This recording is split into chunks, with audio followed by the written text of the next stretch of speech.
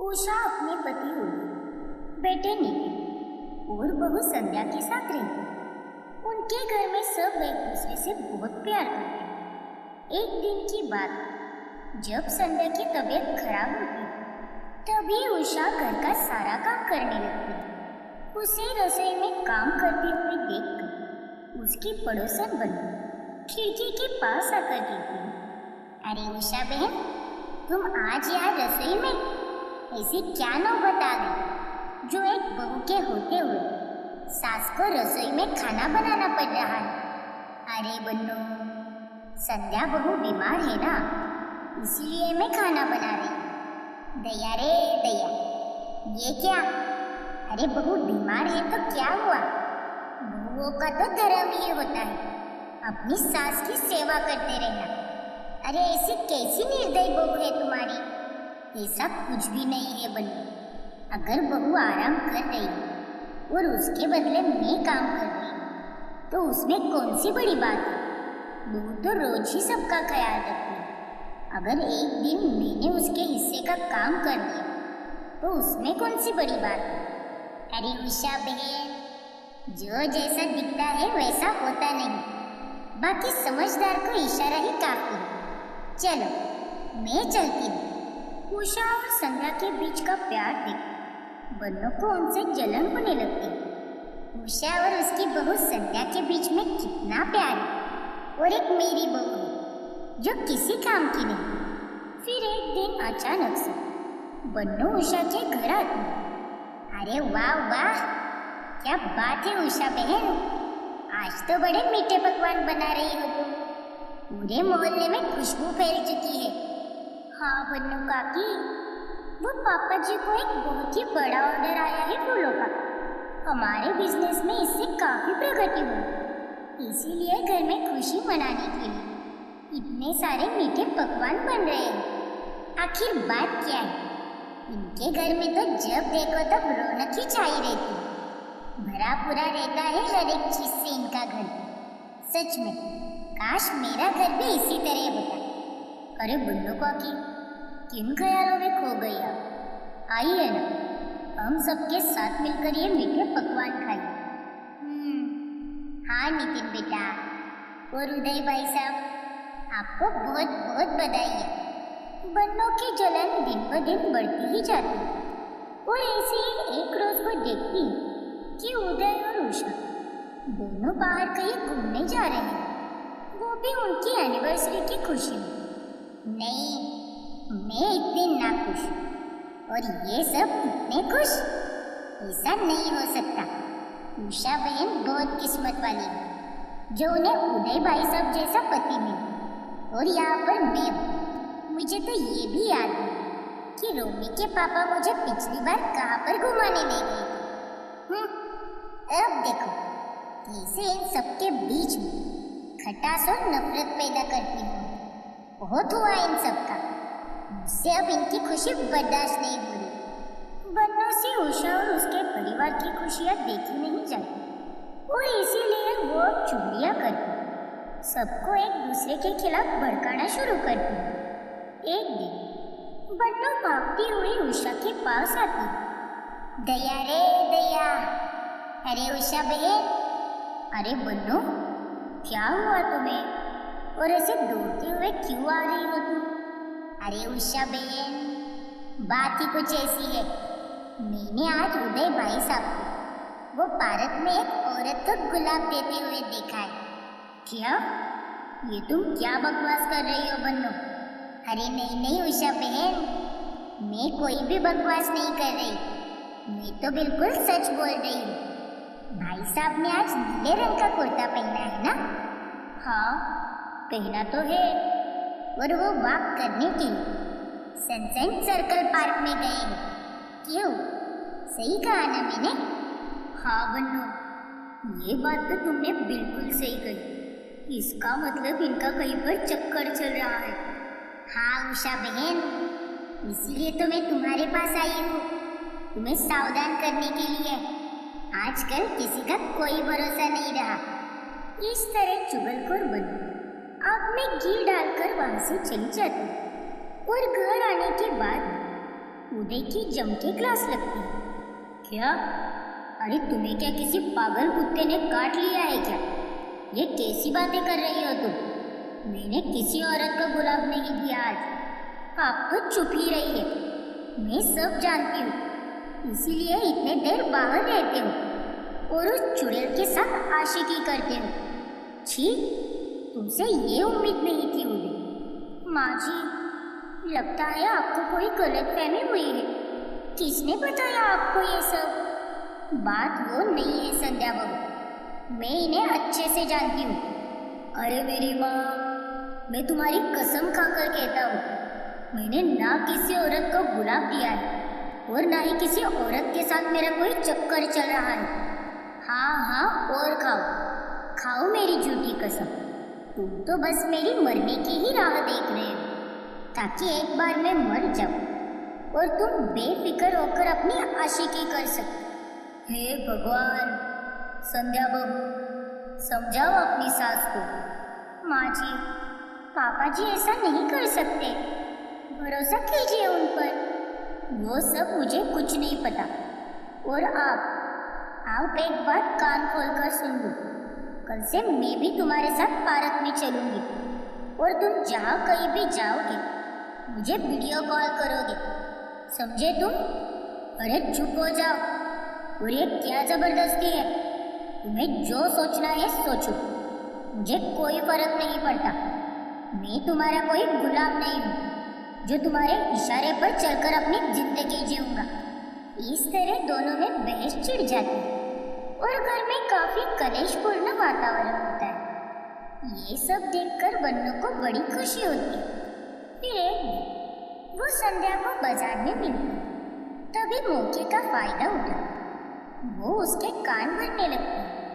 अरे संध्या बेटी, तुझे एक बात बतानी है, लेकिन तू पहले वादा कर कि तू ये बात किसी को नहीं बताएगी। लेकिन काकी, आखिर ऐसी कौन सी बात है? तू पहले मुझसे वादा कर। अच्छा ठीक है काकी, मैं किसी को नहीं बताऊँ।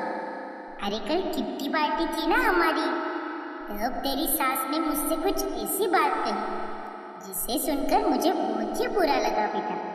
वो ये कह रही थी कि मैं अपनी बहू के साथ अच्छे से इसीलिए पेश आती क्योंकि वो एक अमीर घर की लड़की है, वरना मैं तो उसे अपनी उंगलियों पे नचाती। क्या? इसका मतलब माँ जी का प्यार, उनकी कदर सब झूठ है? हाँ बेटी, मैं तुझे अपनी बेटी समान समझती हूँ, इसीलिए तुझे ये सारी बातें बता रही हूँ। अब क्या कर सकते हैं, भलाई का तो कोई जमाना ही नहीं रहा। फिर घर जाने के बाद संध्या अपनी सास से बात ही नहीं करती और वो अब खफासी हो जाती। अरे संध्या बहू, मेरे लिए जरा चाय बना दे बेटा, मुझे तो बड़ी नींद आ रही है। आप खुद ही बना लो माँ जी, मैं भी बहुत थक गई हूँ। क्या? अरे लेकिन शाम की चाय तो तू ही बनाती है ना, क्या हुआ है? जब से तू बाहर से आई हो तब से तू गुस्से में ही लग रही है, मुझसे ठीक से बात भी नहीं कर रही तू। क्या हुआ है बेटा? गुस्सा तो आएगा ही ना माँ जी, मुझे सब पता चल गया है कि आप कितनी झूठी और फरेबी हो। आपकी कदर, आपका प्यार, आपका अपनापन, सब कुछ झूठ है। क्या? अरे ये सब तू क्या बोल रही है बहू?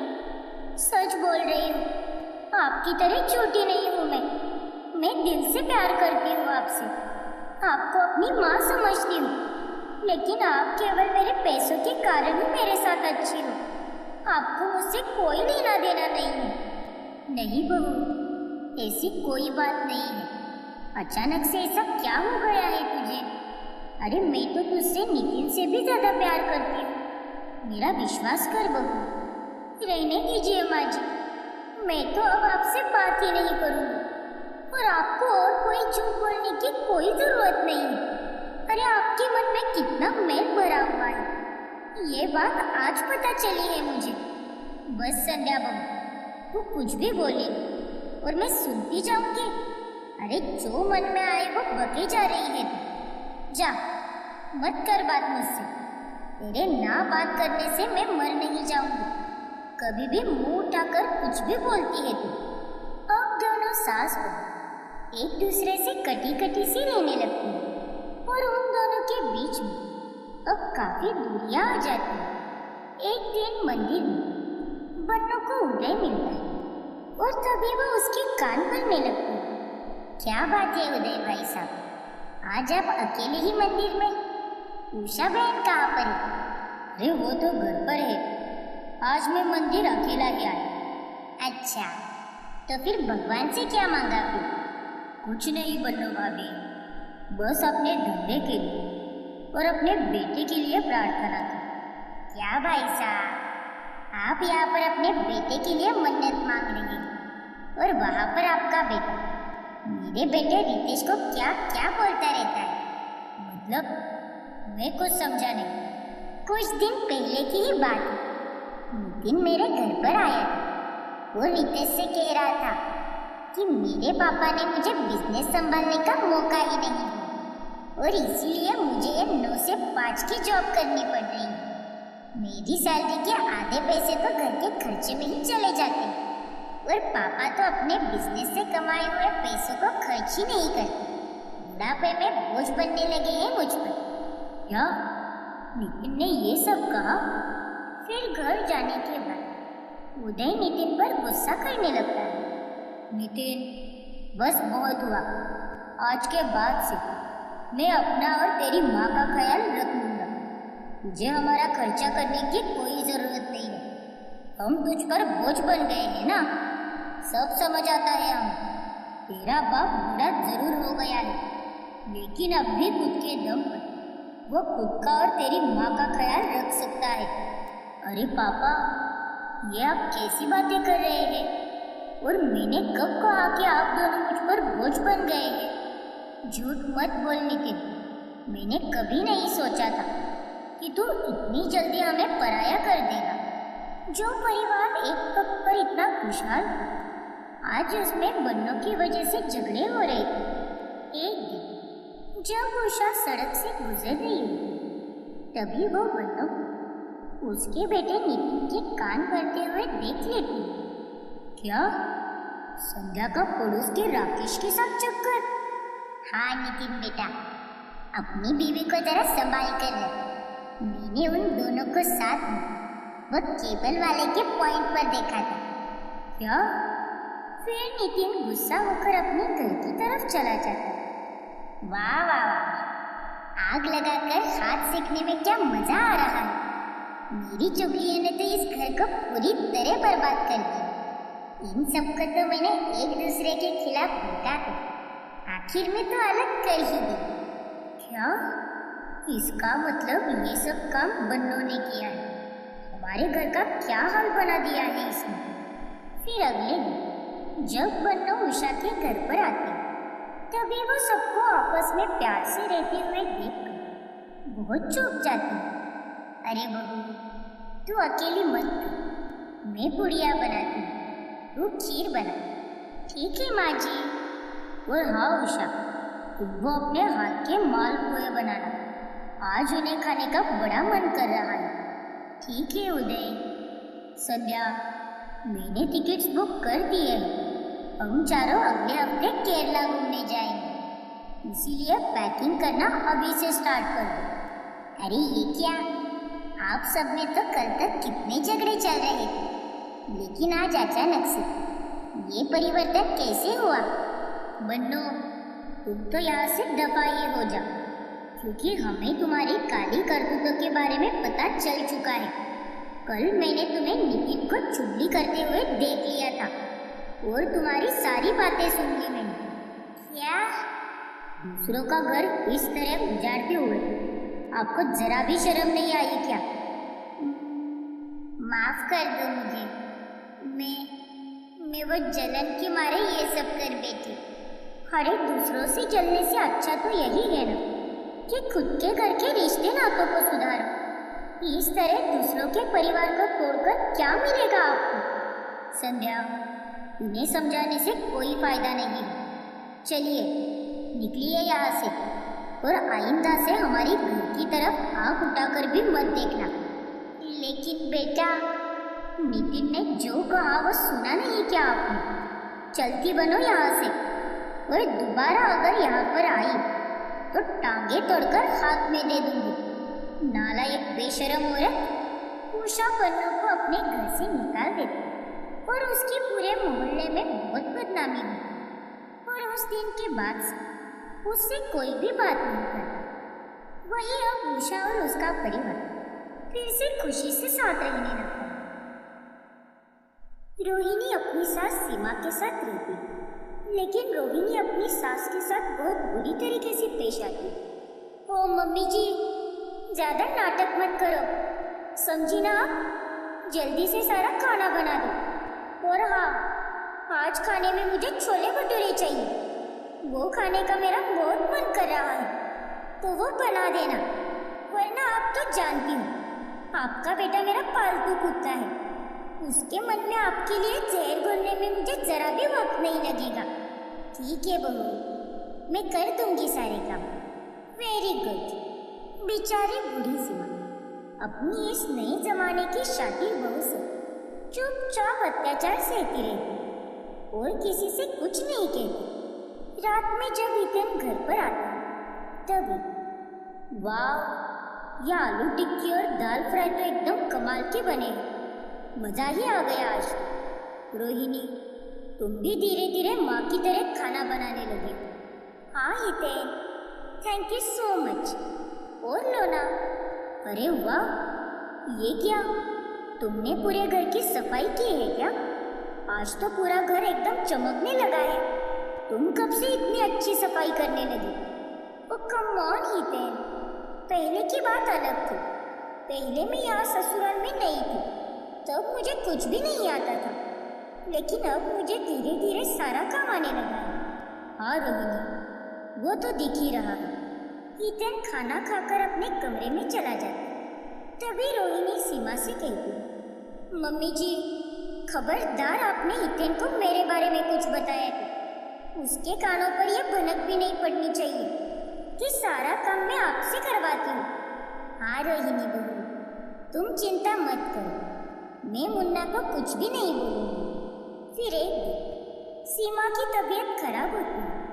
वो बिस्तर में बुखार से पूरी तरह तप चुकी होती है, लेकिन उसके बावजूद रोहिणी उसे बिस्तर से खींचकर हॉल में लाती है और झाड़ू पोछा देते हुए सारा काम करवाती है। बहू, मुझे चक्कर आ रहे हैं, मेरा बदन भी तप चुका है, मुझे आराम करने दे बहू, मुझसे ये सब नहीं होगा।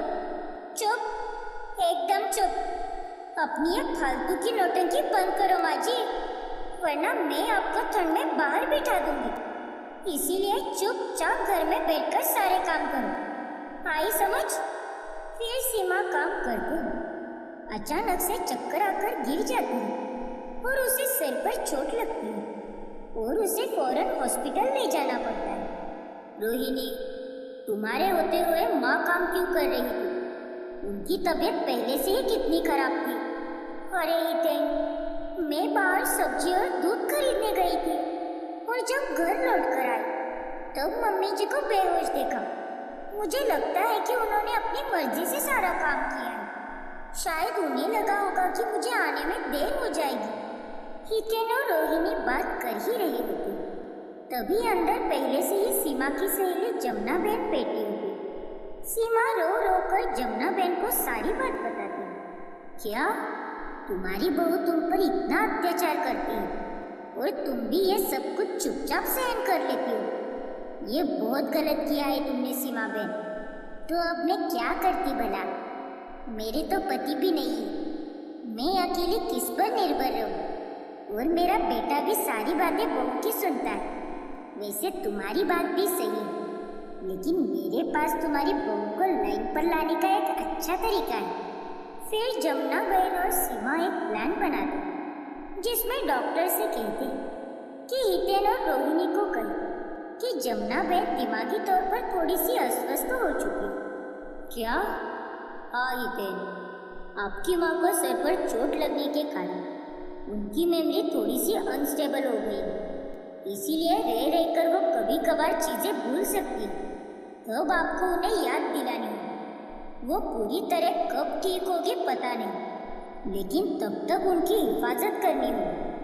अरे बाप रे, ये क्या हो गया? कुछ ही दिनों बाद सीमा घर आ जाती। तभी एक रोज, मम्मी जी आप ठीक होकर आई हो। इसका मतलब ये नहीं है कि आपको मेरे कामों से छुट्टी मिलने वाली है। आज मेरी सहेलियां आने वाली हैं, इसीलिए ये सारा फैला हुआ सामान ठीक से समेट कर रख दो और घर एकदम शीश महल की तरह चमका दो।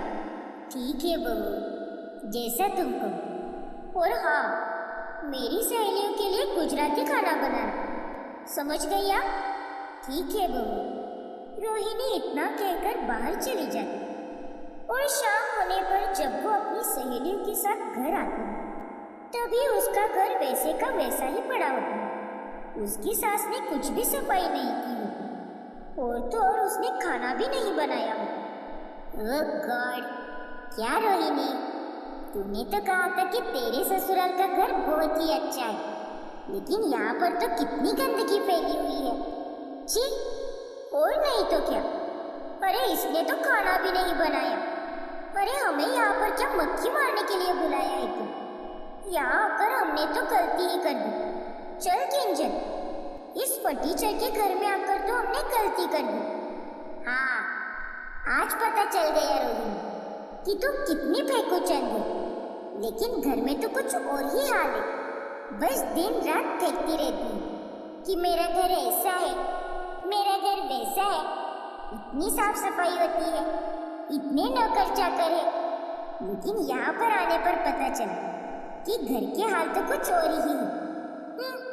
इतना कहकर रोहिणी की सहेलियां चली जाती है, जिसके बाद रोहिणी सीमा पर बहुत गुस्सा हो जाती है। मम्मी जी, ये सब कुछ आपकी वजह से हुआ है। अरे आपको मैंने साफ साफ बताया था, तो आपने सफाई क्यों नहीं की? खाना क्यों नहीं बनाया? अरे आपने तो मेरी नाक अपने फ्रेंड्स के सामने कटवा दी। अरे बहू, वो मैं भूल गई शायद। आजकल कुछ याद ही नहीं रहता मुझे, सब कुछ भूलती रहती हूँ बस मैं। जब से अस्पताल से आई है गजनी बनकर घूम रही है, बेवकूफ कहीं की। फिर एक दिन इतन की नाइट शिफ्ट होती है और रोहिणी भी अपने फ्रेंड्स के साथ बाहर चली जाती है और देर रात को घर लौटती है। अरे चल बसी क्या बुढ़िया? अरे मम्मी जी, दरवाजा खोलिए। हे राम, इतनी ठंड है बाहर, मेरे पास तो जैकेट भी नहीं है। रोहिणी कई बार घर की बेल बजाती है, लेकिन सीमा दरवाजा ही नहीं खोलती। फिर वो खिड़की के पास आकर रोहिणी को एक टक देखने लगती है। अरे मम्मी जी, दिमाग पर दौरा पड़ गया है क्या? अरे दरवाजा खोलो ना, ऐसे भूतनी की तरह क्यों बोल रही हो मुझे?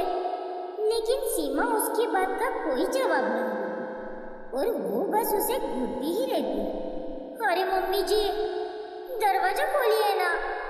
अरे बुढ़िया पगला गई है शायद। अरे खोलो दरवाजा। तब भी सीमा रोहिणी को कोई जवाब नहीं देती और वो अंदर कमरे में जाकर सो जाती है। और अब रोहिणी को ना चाहती हूँ रात भर आंगन में ठंड में बैठना पड़ता है। फिर अगले सुबह जब हितेन नाइट शिफ्ट पूरी करके घर आता है, तब वो दूसरी चाबी से दरवाजा खोलता है। मम्मी जी, आपने रात को मुझे देखकर दरवाजा क्यों नहीं खोला? मैं कितना चिल्ला रही थी। अरे इतनी ठंड में मुझे रात भर आंगन में सोना पड़ा। मुझे माफ कर दो बहू, मुझे लगा कि कोई चोर या पड़ोसी हो। मैं तुम्हें पहचान ही नहीं पाई कि तुम मेरी बहू हो, लेकिन अभी मुझे याद आया। क्या?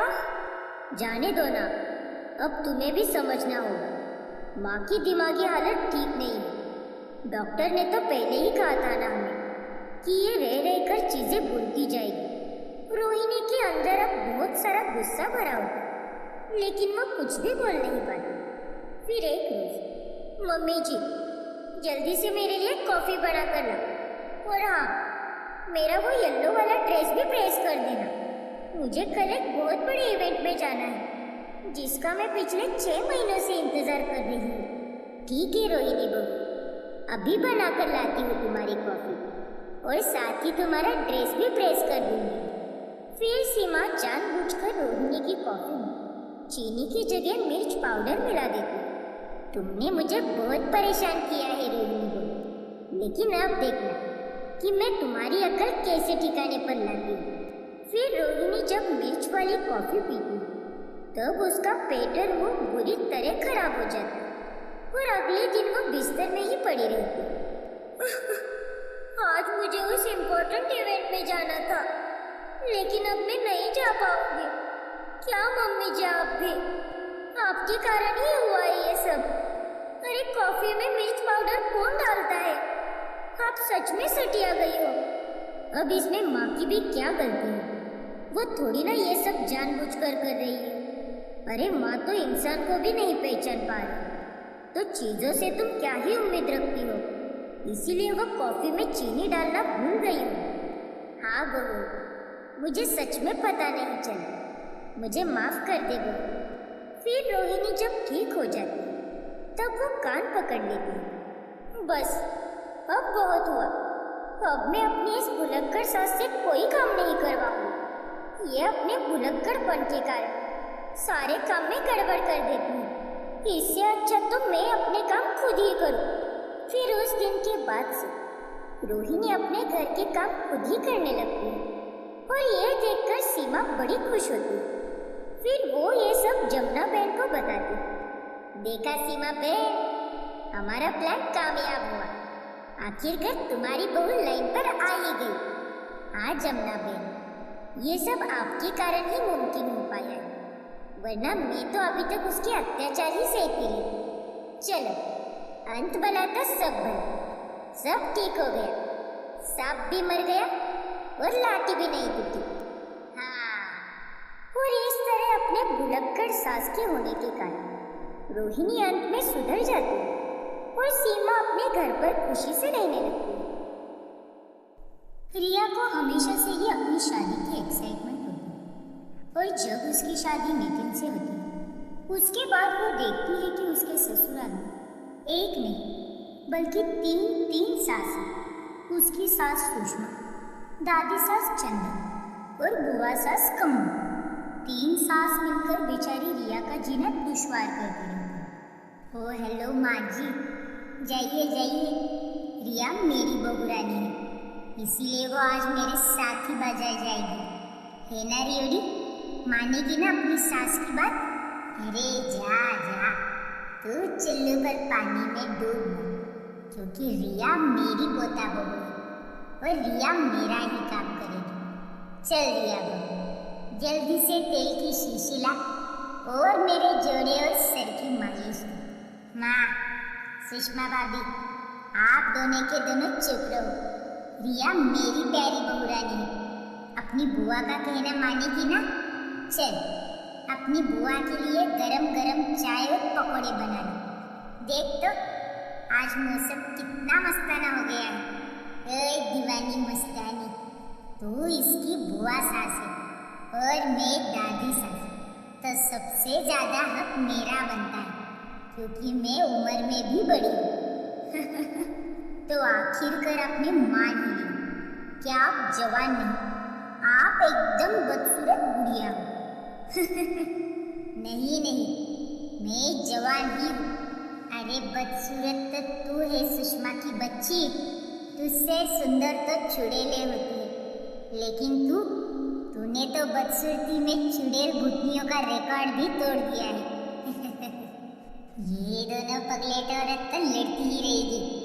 जा बहू, तू जाकर पकौड़े और चाय बना। ओ नालायक निकम्मी डायन, अपनी माँ को पगलेट बोलती है, बेशरम कहेगी। भाभी भी माँ के समान होती है। अम्मो, तुम एक नंबर की बेशरम और बदतमीज औरत हो। पति का घर छोड़कर यहाँ मायके में डेरा जमाए बैठी है, चिमकांडी कही थी। क्या बोली? अरे बस बस बस, चूहे बिल्लियों की तरह लड़ रही हो आप तीनों। मैं आप तीनों का भी बारी बारी से काम करूँगी। पहले दादी सास का, फिर सासू माँ का और फिर बुआ सास का, फिर रिया उन तीनों के बारी बारी काम करती। वो पहले दादी सास के जोड़े और सर की मालिश करती, फिर अपनी सासू माँ के साथ बाजार चली जाती और फिर बुआ सास के लिए चाय और पकौड़े बनाती। लेकिन इतना करने के बाद भी वो तीन बाज नहीं आती और घर में तीसरा विश्व युद्ध जारी ही रहता। मैं आज बाजार गई थी, तब मैंने अपने लिए साड़ी खरीदने के साथ साथ आप तीनों के लिए भी साड़ियाँ खरीदी। अरे वाह, ये तो मेरी ही साड़ी है। अरे ओ बुढ़िया, ये मेरी साड़ी है, आप पर फीका रंग जचेगा। आपकी जवानी अब जा चुकी है। सुषमा भाभी, तुमसे ज्यादा जवान तो मैं, इसीलिए ये साड़ी मेरी है। नहीं, तुम दोनों का सत्यानाश हो। ये साड़ी तो मैं ही लूंगी। रिया बोल इन दोनों कलमुहियों को कि ये साड़ी मेरी है। कलमुही तो आप हो माँ जी, हम नहीं। तेरी जुबान से और क्या ही उम्मीद रख सकती हूँ। गटर जैसी जुबान है तो गटर जैसी गालियाँ ही बकेगी। और इस तरह तीनों सास फिर से लड़ने लगी और साड़ी की खींचातानी करते करते वो साड़ी फट जाती और तीनों के बम बुरी तरह सूजकर लाल हो जाते। हे भगवान, अरे मर गई मैं तो। माँ जी, ये सब आपकी वजह से हुआ है। और नहीं तो क्या, चुपचाप मुझे दे देती साड़ी। लेकिन नहीं, इन्हें तो जवान औरतों जैसी साड़ी पहननी है। क्या पता मेरी बूढ़ी माँ को ये साड़ी क्यों पहननी है। कोई बॉयफ्रेंड पटाया होगा शायद। बस कीजिए आप तीनों, अगर आप तीनों को अखाड़े में छोड़ दो तो आप तीनों एक दूसरे की हड्डी पसली एक कर दोगे। कितनी गंदी बातें बोलती हो आप एक दूसरे के लिए। मेरी ही गलती है, मुझे आप तीनों के लिए साड़ियाँ ही नहीं लानी चाहिए थी। रिया मुंह बनाकर अपने कमरे में चली जाती। उसका सर दर्द से फटा जा रहा था, इसीलिए वो बाम लगाती। भगवान जी, मेरी ही नसीब में ऐसी 3 चांडाल सास लिखी थी क्या। सुबह से लेकर रात तक तीनों मेरा खून चूसती रहती है। मैं तो परेशान हो गई हूँ। अब इन तीनों को एक करने के लिए मुझे ही कुछ सोचना होगा। फिर रिया एक प्लान बनाती और वो हर एक सास के पास जाती। दादी जी, ये लीजिए केसर वाला दूध। मैं नीम और नीलगिरी के पत्तों को जलाकर खिड़की में रख देती ताकि मच्छर ना आ सके। ठीक है बहू। दादी जी, मैं जानती हूँ कि आप तीनों कितनी लड़ती, लेकिन आज मैंने कुछ ऐसा सुना जो सुनकर मुझे बहुत खुशी हुई। सासू माँ अपनी सहेली से फोन पर बात कर रही थी कि मेरी सास भी बहुत सुंदर और अच्छी है। और बुआ जी भी मुझे रसोई में आकर कह रही थी कि आप दुनिया की सबसे अच्छी माँ हो। सच? हाँ दादी जी। ऐसे ही वो कम्मो और सुषमा के पास भी जाती। ये तो क्या कह रही है बहू, आज सूरज कहाँ से निकला है। कम्मो तुझे ये कह रही थी कि मैं उससे बहुत ज्यादा खूबसूरत लगती हूँ और मुझ जैसी भाभी पूरी दुनिया में नहीं। हाँ सासू माँ, दादी जी भी कह रही थी कि आप उनकी चहेती बहू और आपने उनका बहुत ख्याल रखा है। आपके हाथ का खाना भी उन्हें बहुत अच्छा लगता है, ऐसा उन्होंने ही कहा। क्या सच में? और ऐसे ही वो कम्मो के पास भी जाती। क्या बात कर रही हो रिया, माँ और भाभी मुझे इतना पसंद करती है, ये तो मुझे पता ही नहीं था। दिल से वो आपको बहुत प्यार करते हैं, कभी कभी जबान फिसल जाती है बस। मेरी सासू माँ को तो आपका फैशन स्टाइल बहुत पसंद है। वो बात अलग है कि वो बोल कर नहीं दिखाती। इस तरह रिया ने तीनों सास के मन में एक दूसरे के प्रति मीठी बातें बोल दी थी। लेकिन अगले दिन सुबह तीनों एक दूसरे के सामने आते। तभी सुबह सुबह तुम जैसे पनौतियों की मनहूस शक्ल देखी, आज तो पक्का मेरा दिन खराब जाएगा। माँ, आपने मुझे पनौती कहा? हाँ, एक टाइम पर ये चुड़ैल भाभी पनौती हो सकती है, लेकिन मैं नहीं। तेरी इतनी हिम्मत, एक दिन में तुझे खाने में कुछ जहर ही मिला कर दूंगी। रिया बहू, यहाँ ये दोनों तो वैसे की वैसे ही है। तुमने तो कहा कि ये दोनों तो मेरे बारे में बड़ी मीठी बातें कर रही थी। इसका मतलब तुमने मुझसे झूठ कहा और हमसे भी। हाँ, मैंने आप तीनों से झूठ बोला क्योंकि मुझे आप तीनों को एक करना था।